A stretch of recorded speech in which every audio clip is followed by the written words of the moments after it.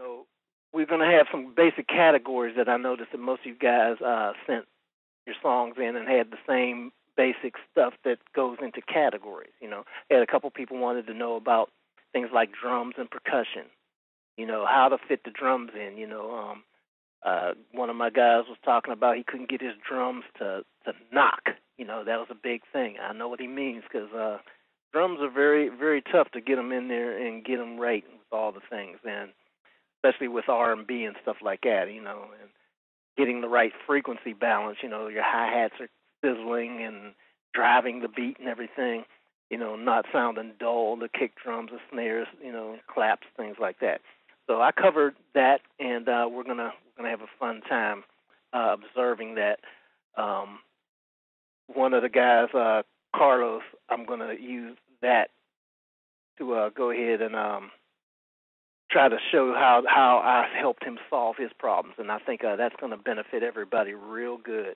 They're going to see some different techniques that in combination will pull the things together.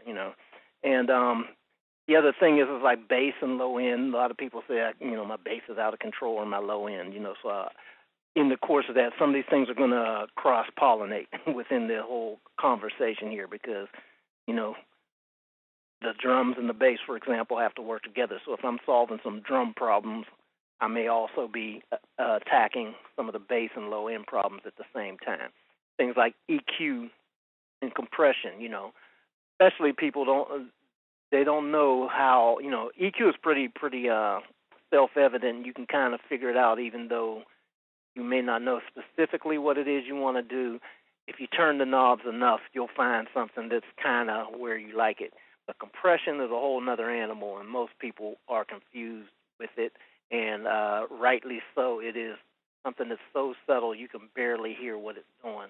And by the time you can hear it, usually you've got too much. So I'll try to tackle a couple of lightweight things on that. You're not going to get everything in this one call because, some things just simply take practicing it. I'm going to give you the concepts, but you'll have to go practice or listen to somebody and just try a couple of things. But it'll make a huge difference once you have the concept.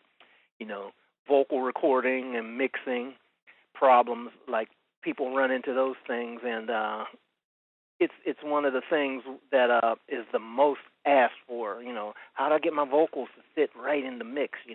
How do I get the vocals to have the space? How do I even them out? My words are getting lost. They sound muddy. They sound, dull, whatever. A lot of little things, and I had a couple of people that submitted songs and just kind of wanted to know about the vocals.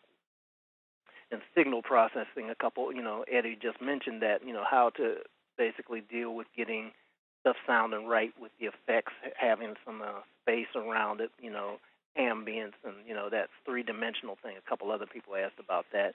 A couple other people asked about approaching mixing, things like that, too, how to just go about panning things, for example, and, where to set things to get